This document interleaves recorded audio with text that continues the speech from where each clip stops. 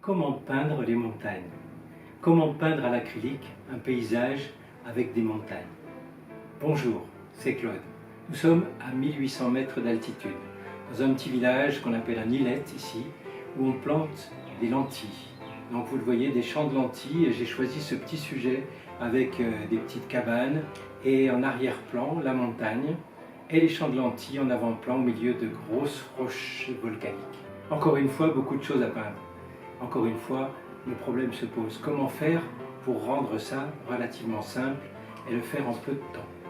Eh bien, quand il y a beaucoup de choses, on va accentuer les détails plutôt sur les cabanes et sur les rochers, les quelques rochers d'avant-plan, et on va simplifier l'arrière-plan, simplifier notamment les montagnes, vous allez le voir, mais simplifier aussi l'avant-plan, parce qu'il ne s'agit pas de peindre chaque plan de lentilles un par un, mais vous allez voir, on va procéder avec des touches énergiques, et là, encore une fois, se limiter dans le temps nous permet d'être plus audacieux.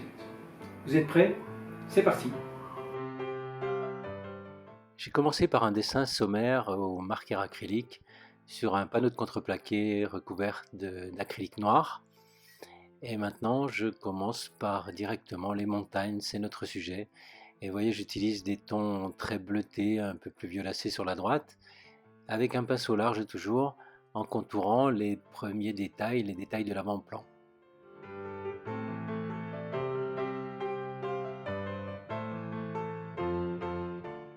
Alors je distingue d'emblée des valeurs plus claires et des valeurs plus foncées, en essayant de ne pas trop détailler, bien entendu.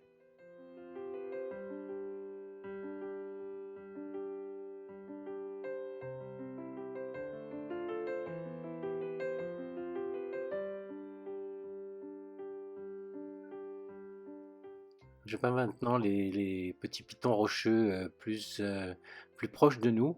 Et vous voyez, dans un ton un peu plus verdâtre, puisque c'est encore une fois une montagne recouverte de végétation.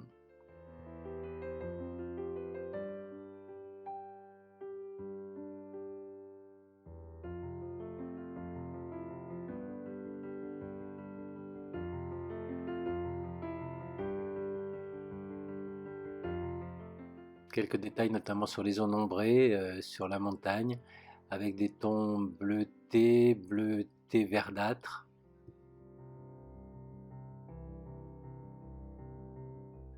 Et quelques zones claires sur les rochers montagneux plus proches de nous.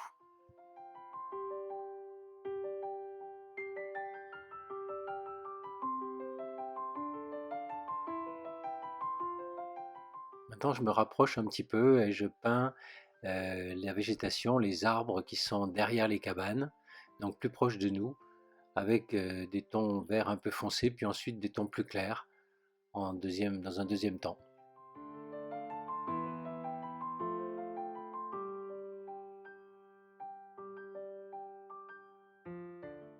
Voilà, j'éclaircis un peu tous ces verts avec une tendance vert jaunâtre.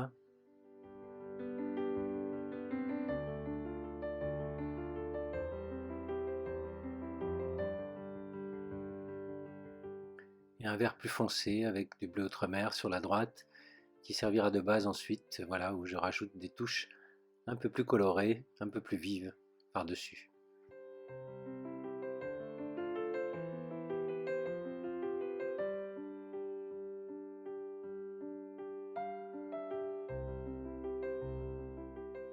Quelques détails en arrière-plan, notamment ce grand poteau.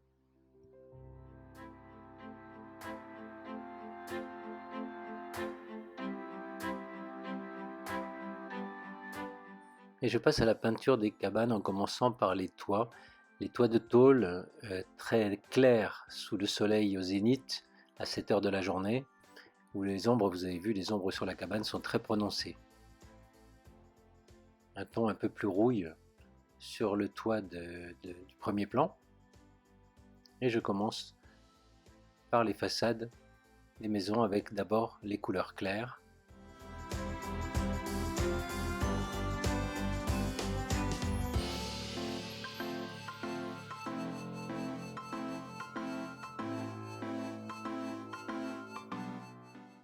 Alors toujours un pinceau à bout plat que j'utilise sur la tranche pour faire par exemple les montants en bois ou les barres en bois fines horizontales.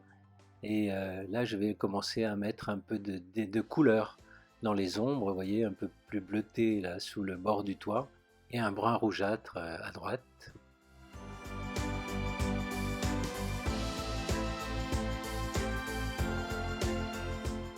Quelques détails supplémentaires sur ces cabanes qui sont quand même juste au centre du tableau et donc qui vont retenir l'attention du spectateur. Une petite bande de rochers à gauche de la cabane.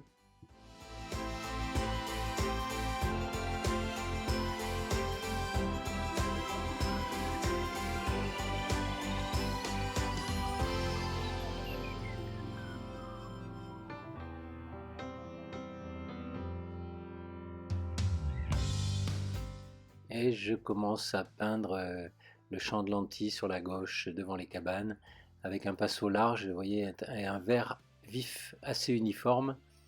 Je reviendrai dessus ensuite pour mettre quelques détails.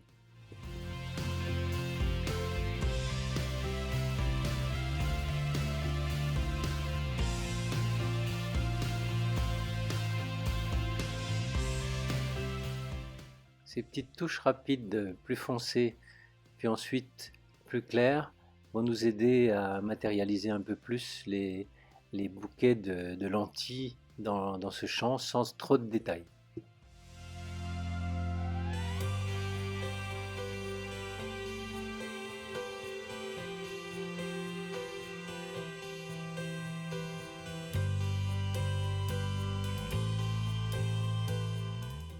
J'attaque maintenant les gros amas rocheux de l'avant-plan avec un pinceau large, vous le voyez, que j'utilise sur la tranche ou sur la largeur complète, en commençant par les tons clairs, des tons un peu rosés, un peu orangés, un peu violacés.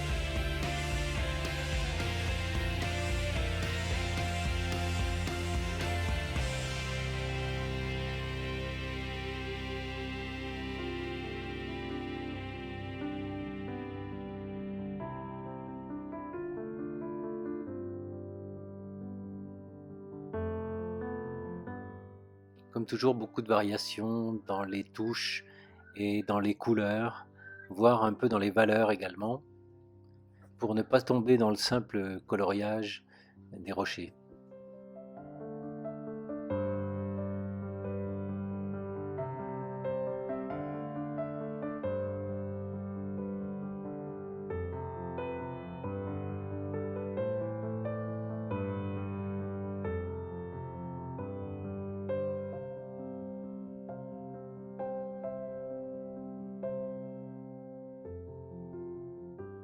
Je procède de même pour les deux plus gros rochers à l'avant-plan.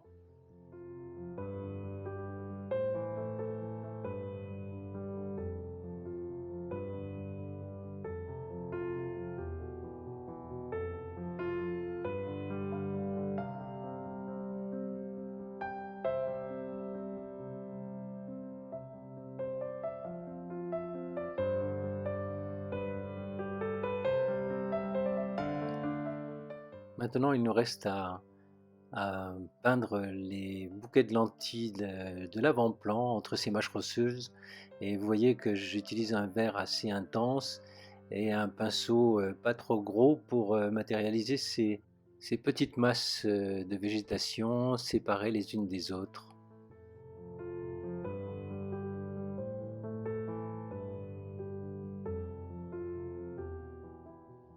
Pas trop de détails, juste des petites masses colorées en variant un peu les tonalités, les couleurs. Vous voyez des endroits un peu plus vert vif, vert jaunâtre ou bleu, plus bleuté.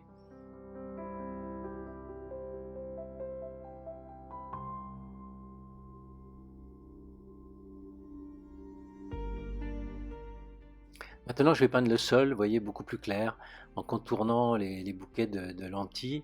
Alors, j'aurais pu procéder à l'inverse, hein, c'est-à-dire faire le sol d'abord très clair entre les rochers, puis poser les verres ensuite par-dessus. Mais voilà, c'est une habitude que j'ai prise maintenant de peindre de cette façon-là, c'est-à-dire en peinture négative. Et comme je vous le disais tout à l'heure, il n'y a pas de bonne ou de mauvaise façon de faire. L'essentiel est de retomber sur ses pieds et d'obtenir le résultat qu'on veut. J'ajoute un peu de couleur ici, d'un ton un peu orangé, et puis je vais éclaircir un peu ces différents bouquets de végétation.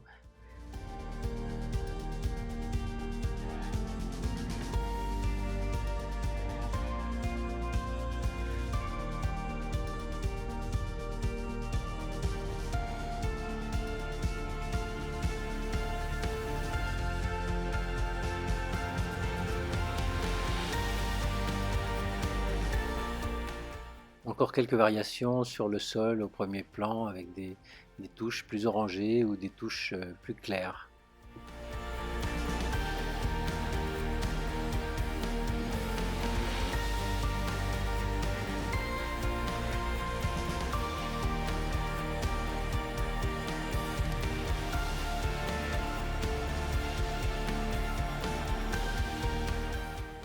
Et maintenant la peinture du ciel avec un bleu très clair qui va découper les montagnes.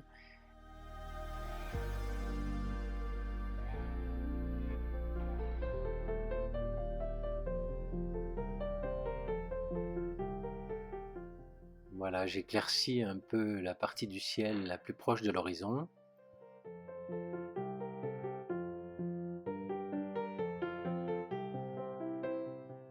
Encore quelques petites touches claires dans le champ de lentilles, puis quelques ombres sur les plantes végétaux à l'avant-plan avec un bleu violacé. Et voilà, ce petit paysage montagneux est terminé encore en moins de 2 heures.